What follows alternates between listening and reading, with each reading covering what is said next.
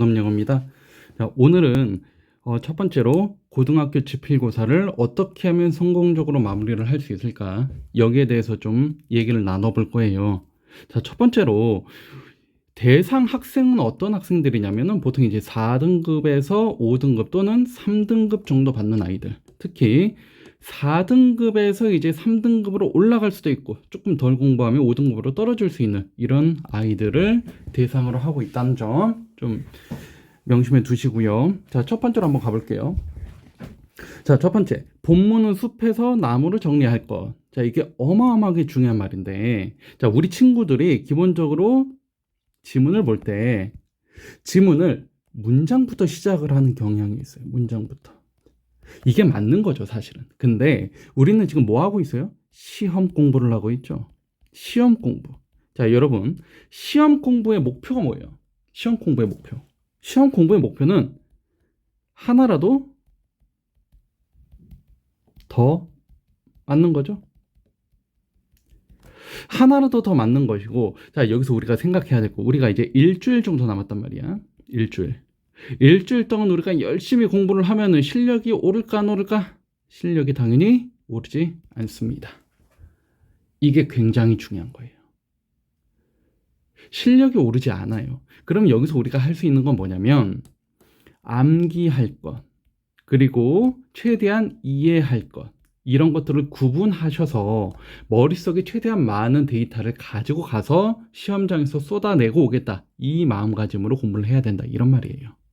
자, 그렇기 때문에 우리는 문장으로 시작을 해서 이걸 해석하고 이거를 이제 독해해 가지고 이 전체의 흐름이 어떻게 되고, 그리고 이 흐름을 가지고서 이 지문의 주제는 이렇게 되는구나 라는 일반적인 공부 순서가 아니라 여기에 역행을 할 거다. 왜 그러냐면 지금 여러분들이 아예 이 지문을 모르는 상태로 들어가는 게 아니고 이 지문을 몇 번이고 본 상태죠. 자, 학원을 다니시는 분들은 당연히 학원에서도 공부를 했겠고, 당연히 학교에서도 공부를 했겠고, 좀 더 부지런한 학생들은 예습이라는 것도 한번 해봤을 거고, 당연히 복습이라는 것도 한번 해봤을 거고, 심지어는 우리가 학원이나 뭐 기타 자료 사이트들을 통해서 기출 변형 문제라는 게 있죠. 자, 변형 문제도 우리가 풀어봤을 거고, 당연히 어휘도 외웠을 겁니다. 이 모든 과정들을 이미 다 한 상태예요. 이미 다 끝낸 상태죠. 자, 그렇기 때문에 문장을 해석해서 이걸 가지고서 나중에 이제 주제를 잡겠다, 이게 아니에요. 왜냐면 여러분들이 시험장에 가서 실제로 문제를 풀 때 문장부터 보나요? 그렇지 않단 말이야. 실제로 여러분들이 시험장에 가서 문제를 딱 보는 순간 어때? 첫 문장을 딱 읽고 나서 이거 그 지문이었네. 2019년도 몇 번 문제였네. 자, 그러니까 이 지문의 주제는 뭐뭐였던 것 같고 글이 전체적으로 이렇게 흘러갔던 것 같아 라고 하면서 전체적인 어떤 틀을 먼저 생각을 한 다음에 문제에 들어간단 말이야.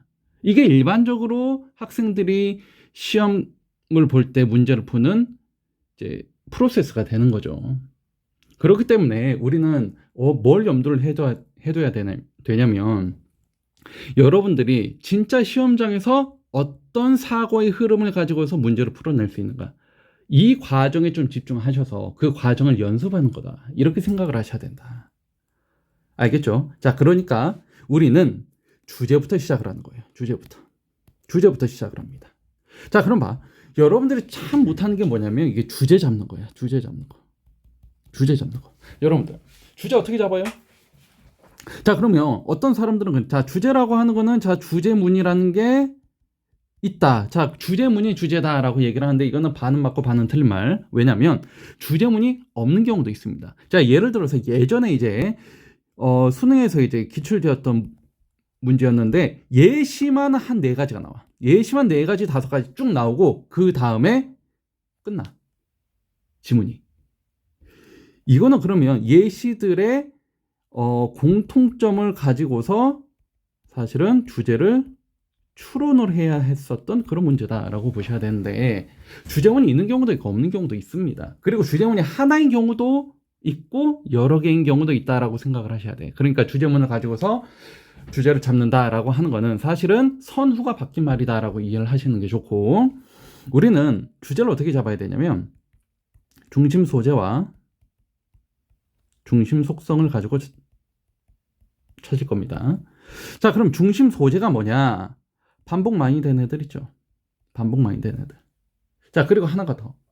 이 글을 딱 읽고 나면은 어떤 느낌이 드냐면, 이 글은 플러스적인 글이다, 또는 이 글은 마이너스적인 글이다 라는 느낌이 오는 글들이 있단 말이야.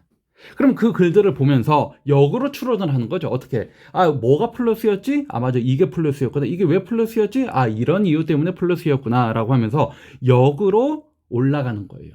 그러면서 중심 소재를 잡아가는 건데, 자, 이거는 그냥 내가 이렇게 말을 하는 것보다 차후에 이어질 이런 강의들을 통해서 주제를 어떻게 잡아가는지를 좀 보시면 될 것 같아요. 자, 그래서 중심 소재와 중심 속성을 잡고서 주제를 잡는다. 그 다음에 뭐 해야 되냐면 엄청나게 중요한 거죠. 흐름. 마지막에 여러분들이 정말 많이 강조해서 정리하셔야 되는 게 어법이 아니에요. 우리 친구들 솔직히 얘기를 해봅시다. 어법은 공부를 해도 틀리죠. 솔직히 얘기하면 어법은 공부를 해도 틀린다. 공부를 안 해도 맞는다. 놀라운 얘기지. 왜냐하면 많은 친구들이 어법을 제대로 알지 못하고 풀기 때문에. 근데 보세요. 여기서 우리가 맨 마지막에 공부를 해야 될 건 뭐냐면, 공부를 하면 맞출 수 있는 것, 내가 노력을 하면 맞출 수 있고 단기간에 암기를 하면 맞출 수 있는 것들에 우리가 집중하자는 거야. 자, 여러분 봐봐. 4등급에서 5등급 받는 친구들 있잖아요. 이 4등급에서 5등급 받는 친구들, 이 친구들 보면은 사실은 주제도 틀려요. 흐름도 틀립니다. 빈칸 추론도 틀린다. 이런 것들을 맞춰줘야 된다. 이런 것들을 맞춰주면은 사실 한 서너 문제를 더 맞추는 거거든요. 서너 문제는 배점에 따라 좀 다르긴 한데 10점 정도 차이가 납니다. 10점 정도면 등급이 바뀐다. 엄청나게 중요한 거다. 자, 그래서 흐름을 잡는 겁니다. 흐름을 잡는 거. 이거 앞으로 이어질 강의에서 전부 다 할 거예요. 걱정 마시고. 그리고 밑이죠. 밑. 해석 및 독해. 자, 해석도 하고 독해도 할 거다. 근데 보세요, 여러분들. 해석과 독해가 같아요, 달라요? 달라요. 달라. 해석은 뭐냐면 영어를 한글로 바꾸는 거야. 그럼 여기에 필요한 기능이 뭐냐면 어휘도 필요하고, 그 다음에 우리가 정말 많이 강조하는 문장의 어법적인 구조 분석도 필요하다. 이런 영어적인 능력이 있어야만 할 수 있는 게 해석이야. 근데 독해라고 하는 건 뭐냐면요, 이렇게 생각해야 돼. 다시 쓰기다, 이렇게 이해를 해야 돼. 다시 쓰기. 조금 더 다른 말로 말해보면은 나의 언어로 글을 이해하자 라는 거예요. 나의 언어로 글을 이해하자. 자, 기억나는 지문 중에 뭐가 있냐면 2019년도 3월 지문에 뭐가 있냐면, 자부심을 표현하는 신체적 언어라고 하는 게 있는데, 신체적 표현이라고 하는 게 있는데, 이 신체적 표현은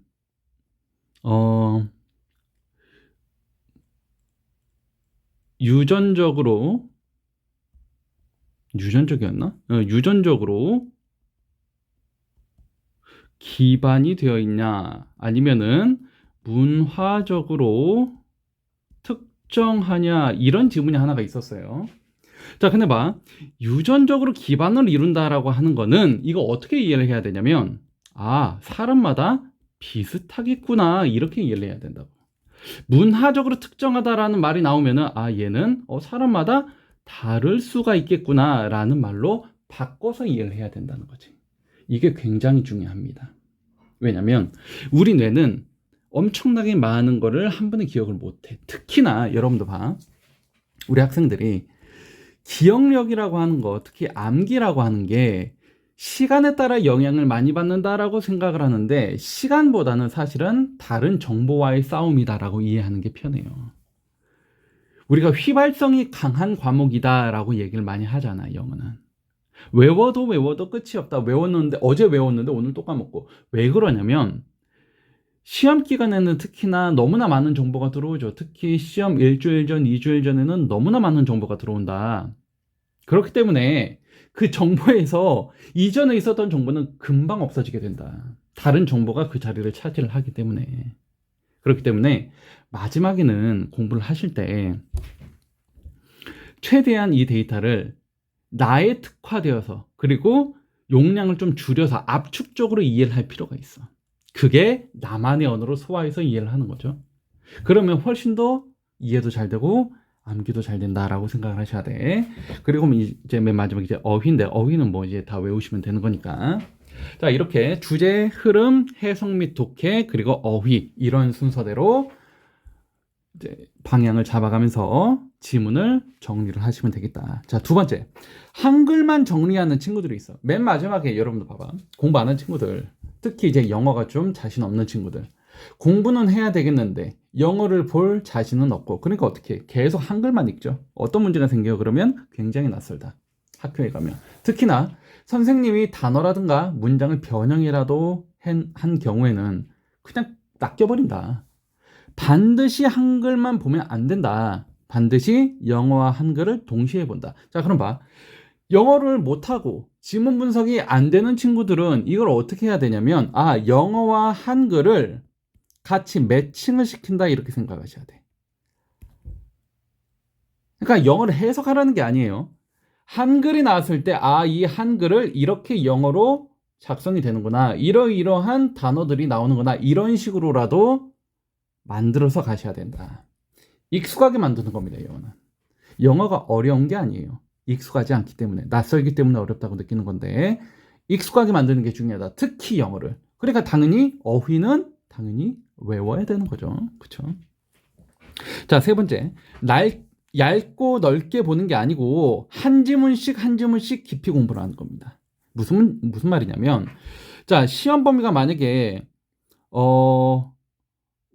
부교재나 아니면은 모의고사가 합쳐서 한 70지문이 있다고 해봐요. 그리고 교과서가 두 챕터가 이제 출제가 되었다. 이렇게 생각을 해봅시다. 일반적인 시험 범위가 되겠죠. 자, 요 지문들을 우리 친구들은 어떻게 공부를 하냐면 얇게 공부를 한다고. 전체를 다 커버를 하면서 얇게 공부를 해. 근데 여러분들 요걸 아셔야 돼. 우리는 지금 교양을 쌓는 게 아니에요. 교양을 쌓는 게 아니고 시험을 보는 거야. 근데 시험은 어떤 특성이 있냐면 허들이 있는 거죠. 이렇게 허들. 그러면 이 허들을 넘어야 득점이 가능한 거예요. 반대로 생각하면 이 허들을 못 넘으면은 여기까지 공부한 이 공부량 있죠? 이 공부량은 아무 의미가 없게 된다. 알겠어요? 공부를 해도 의미가 없다는 거예요. 그거는. 왜? 시험에서 제시한 그 허들을 넘지 못하면은 그 허들 아래 정도로 공부하는 그 허들 아래 이하의 공부량은 의미가 없다는 거다. 그러니까 여러분들이 착각을 하면 안 되는 게 우리는 점수를 내는 시험을 보고 있는 거예요. 얼마나 열심히 공부했냐, 얼마나 도덕적으로 학생으로서 본분을 다했냐, 이거를 검증하는 게 아니고 점수를 얼마나 맞을 수 있냐를 공부하는 거야, 지금. 그러니까 허들을 넘기셔야 되는 거야. 자, 그럼 봅시다. 허들이 이렇게 있어. 1m짜리 허들이야.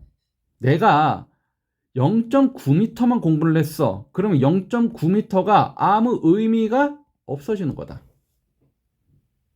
이렇게 생각해 볼게요. 1m짜리 허들인데 내가 2m를 공부를 했어. 그러면 1m가 남죠? 이것도 의미가 없어진다. 물론 장기적으로 보면 의미가 있겠죠. 실력도 좋아지고 그렇긴 하겠지. 근데 이것도 의미가 없다.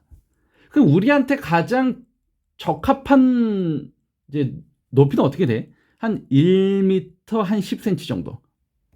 이 정도가 가장 적합하다 이런 말이야. 그러니까 무슨 말이냐면 우리는 날치처럼 공부하는 거야.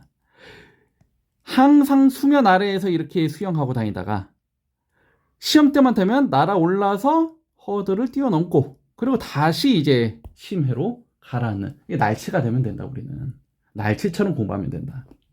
그러니까 여러분들 공부를 할 때 깊이 조절을 잘 하셔야 돼. 내가 왜 이런 얘기를 하냐면 우리 친구들 중에 특히 어법을 내가 못 풀어. 주어가 뭔지 동사가 뭔지도 제대로 몰라. 관계대명사가 관계부사랑 어떤 차이가 있는지도 몰라. 근데 마지막에 어법을 풀어보겠다고 덤비는 친구들, 시간만 쏟아붓고 아무 의미가 없다. 하지 마시라고, 그런 거. 차라리 그 시간에 흐름을 잡고 어휘를 외우고 주제를 잡는 연습을 많이 하시니까 훨씬 더 좋다. 알겠죠?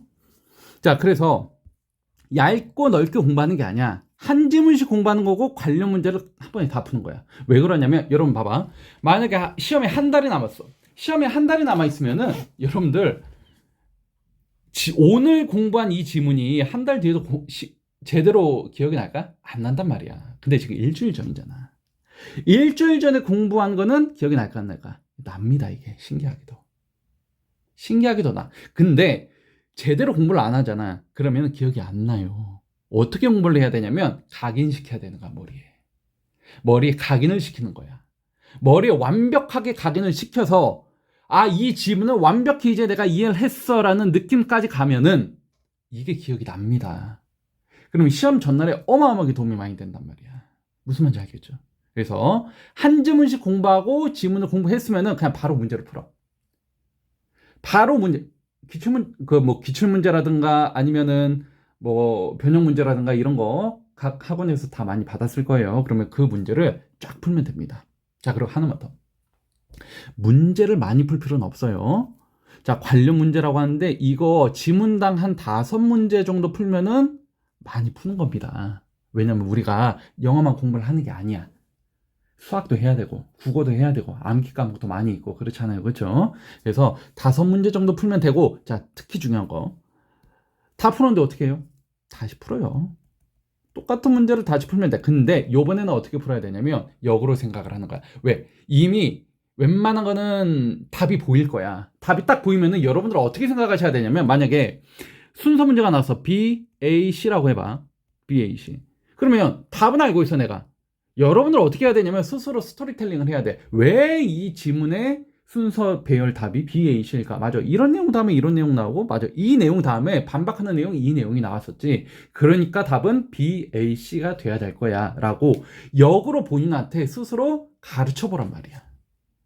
그 답지를 보고 공부하는 것도 굉장히 효율적인 공부입니다. 저는 그 답지 보고 공부하는 거 굉장히 좋아하는 편인데, 답지를 알고 있잖아. 답을 알고 있잖아. 그러니까 어떻게 해야 돼? 역으로 공부를 하시라고. 역으로.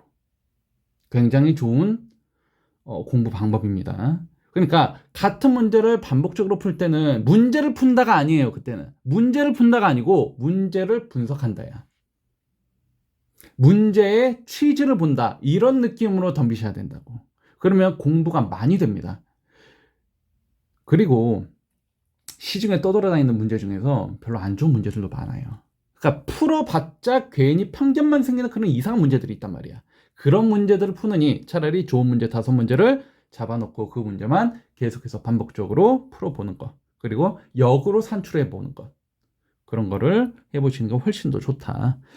자, 4번째 한번 볼게요. 4번째, 모든 지문을 같은 깊이로 공부를 하지 말라. 차등적으로 공부를 해라. 무슨 말이냐면, 자, 여러분들, 어떤 지문들은 공부가 잘 돼, 아니면은 나한테 잘 맞아. 그래서 내가 굉장히 잘 이해를 하고 있는 지문들이 있어. 그 지문들은 많이 볼 필요 없는 거죠. 그쵸?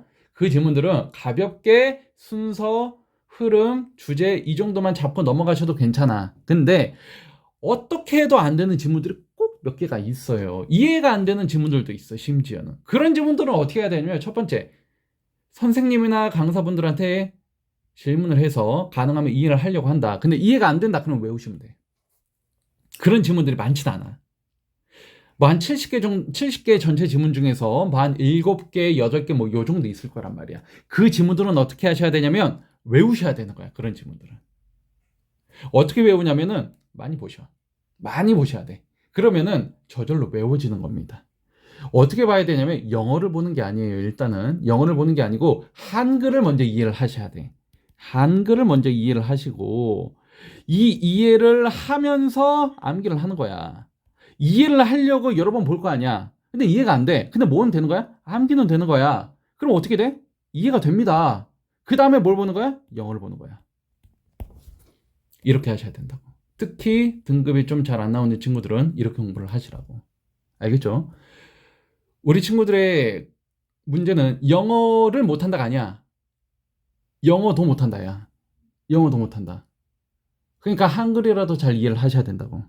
그러면은 굉장히 도움이 많이 되는 겁니다. 알겠죠? 자, 5번. 지문을 이해했는지 판단하는 기준은 순서 문제를 풀어본다.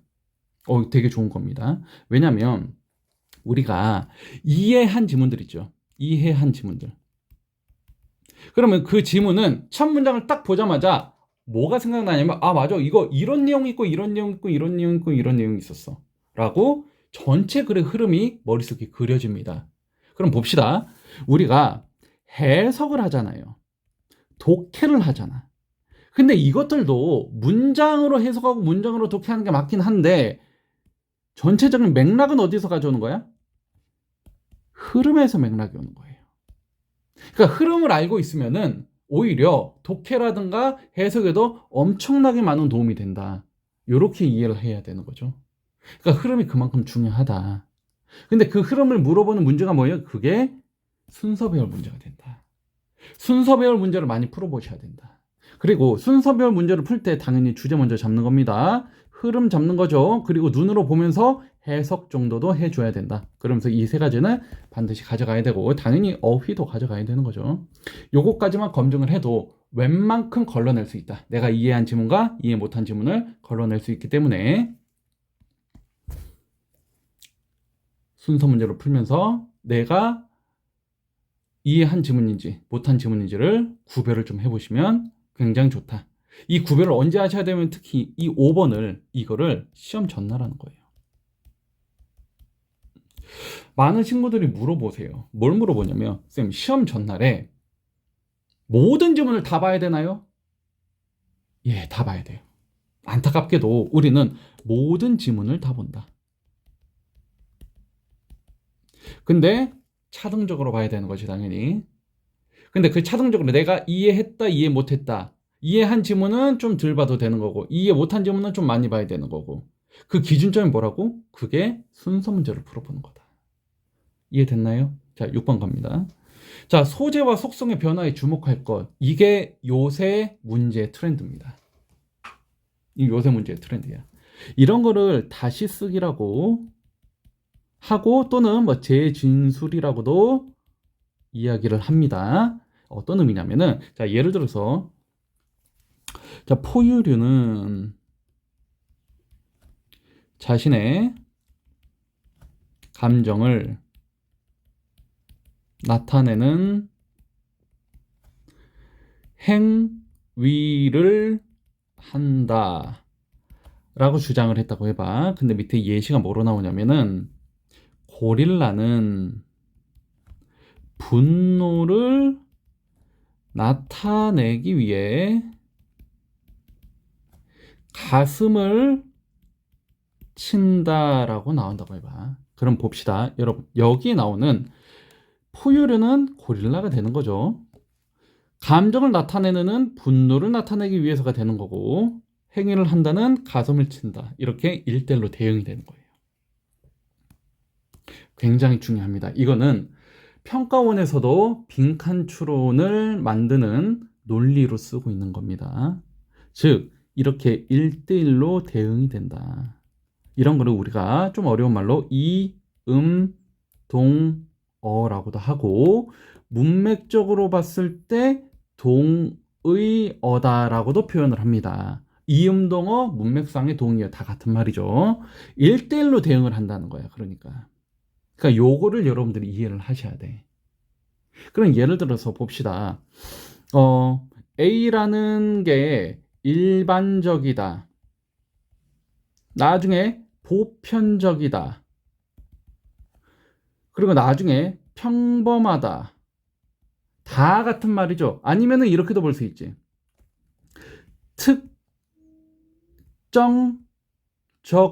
특정적으로 적용되지 않는다. 자, 특정적으로 적용되지 않는다라는 말은 뭐야? 보편적이다라는 말이야. 이거 나중에 설명을 하겠지만 이런 걸 대립구도라고 할 겁니다. 자, 이런 게 전부 다 동의어가 된다는 거지. 이런 동의어들을 여러분들이 잘 보셔야 돼. 특히 뭐가 중요하냐면, 특히 요새 한광고등학교에서 정말 많이 나오고 있는 유형, 사전적으로는 동의어가 아니야. 근데 문맥적으로 봤을 때는 동의어가 가능한 것들이 있습니다. 이거는 제가 한광고 이제 마지막 정리해주면서 설명을 좀 해드릴게. 나왔을 때는 이런 거에 좀 조심하셔야 된다. 그러니까 여러분들이 문맥 파악을 굉장히 잘 하셔야 된다는 거야. 특히 문맥적으로 뭐가 동의어가 되고 뭐가 반의어가 되고 이런 것들을 좀 잘 구별할 수 있어야 된다. 자, 7번째, 시험 범위를 넓히지 말라는 거죠. 자, 지금 여러분 봐봐. 여러분들은 할 수 있는 것과 하고 싶은 게 다르다는 것을 잘 몰라요. 할 수 있는 것과 하고 싶은 게 달라요. 여러분들은 지금 뭐 하셔야 돼? 할 수 있는 걸 하셔야 되는 거야. 무슨 말인지 알겠죠? 그러니까 욕심내지 마셔야 돼. 욕심이 그렇게 많았으면 진작에 공부를 많이 하셨어야 돼요. 근데 그게 안 된 친구들이 많이 있잖아. 그러니까 지금은 욕심을 조금 버려놓고 할 수 있는 거에 집중해서 할 수 있는 거를 무던히 많이 반복하자라고 생각을 하셔야 돼. 자, 왜냐면 여러분들이 정말 공부가 아까 제가 말했죠. 허들을 넘어야 된다고. 근데 많은 친구들이 이래요. 자, 내가 어떤 문제를 틀렸어. 주제 문제를 틀렸다고 해봐. 그럼 여러분들은 어떻게 생각을 하냐면, 실수했구나라고 생각을 한다고, 답지를 보고 나서. 근데 그거 아니에요. 그냥 공부를 못한 거야. 공부량이 적은 겁니다, 그거는. 왜냐면 익숙한 거하고 아는 거는 다른 겁니다. 그리고 아는 것과 문제를 풀 수 있는 것은 또 다른 말이고, 문제를 풀 수 있는 것과 빠르고 정확히 풀 수 있는 것은 또 다른 말이야. 여러분들이 딱 보고 나 이 지문 아는데, 이거는 뭐냐면 익숙한 겁니다. 왜? 학교에서도 보고 학원에서도 보고 뭐 따로 혼자 공부할 때도 보고 하니까 익숙하니까 나 이거 아는데 라고 생각을 하고, 막상 문제를 풀어보면 문제가 안 풀리죠. 그건 익숙한 거예요. 알고 있는 게 아니야. 그리고 알고 있는 것도 문제를 풀 수 있는 것과는 또 다른 얘기입니다. 알겠나요? 그러니까 시험 범위를 넓히지 마셔야 돼. 지금 시험 범위를 넓히는 거는 기존에 내가 공부하고 있었던 것도 다 버리겠다, 이 마음이랑 똑같은 거야. 특히 어법. 그리고 가끔씩 이런 친구들이 계세요. 자, 본인 등급이 뭐 그렇게 막 엄청 극상위권은 아니야. 근데 막 내가 반이어, 동의어, 오케이, 반이어, 동의어까지는 이해를 합니다. 근데 유의어라는 게 있어요. 유의어. 뭐 예를 들어서 이런 거죠. distribute, attribute, 그리고 contribute. 뭐 이런 것들. 이런 것들은 모양이 비슷하잖아. 근데 이런 것들이 가끔씩 좀 고난도 어휘 시험에 나온단 말이야. 이런 유의어까지 내가 다 외우겠다라고 생각을 하는데, 솔직히 봅시다, 여러분들. 한 지문에서 여러분들이 이제 영어를 잘 못한다고 가정을 했을 때, 한 지문에서 여러분들이 외워야 할 단어가 10개 이상이에요. 근데 지문이 한 70개 정도, 70개 이상이 되잖아. 그럼 10개라고 하면은 700개야, 그것만 해도. 근데 여기에 반이어, 유의어, 동의어까지 다 외운다? 불가능한 겁니다. 할 수 있는 걸 해야 돼, 우리는. 그러니까 시험 범위 넓히지 말고. 어휘랑 어법은 잘 모르겠다, 잘 안 될 것 같다, 그럼 과감히 버리고 다른 거에 집중하는 거예요. 그러니까 이게 어디에도 적용되냐면, 이제 외부 지문이 나오는 학교들이 있어. 외부 지문이 나오는 학교들. 뭐 한광여고라든가 신한고라든가.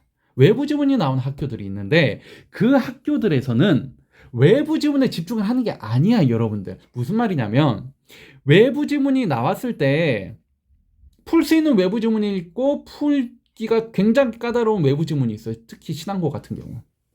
신한고 서술형 유명하죠. 근데 외부 지문이 나왔을 때 외부 지문을 풀 수 있는 방법은 뭐냐면, 오히려 반대로 생각해서 시험 범위에 있는 문제를 굉장히 빠르고 정확하게 푸는 방식이야. 그러면서 시간을 버리셔야 돼. 무슨 말인지 알겠나요? 외부 지문을 공부해서 외부 지문을 풀겠다 이 느낌이 아니고 시험 범위 내에 있는 지문들을 완벽하게 내가 소화를 해서 이 지문에 관련된 문제가 나오면 나는 무조건 맞추겠다. 이렇게 공부를 하셔야 된다고. 빨리 풀겠다. 이렇게 공부를 하셔야 돼. 그렇게 함으로써 정확하고 빨리 풀겠죠. 그러면 그만큼 시간이 남겠지. 그 시간을 내가 풀 수 있는 외부 지문에 투자를 하는 거야. 이런 식으로 마인드셋을 가져가셔야 된단 말이야. 그러니까 시험 범위를 넓히면 안 된다는 거예요. 그러니까. 알겠나요? 시험 범위를 넓히지 않는 거야. 대신에 내가 책정한 시험 범위는 내가 완벽하게 가져가겠다. 이렇게 공부를 하셔야 된다고. 이해되죠? 8번. 마지막이죠?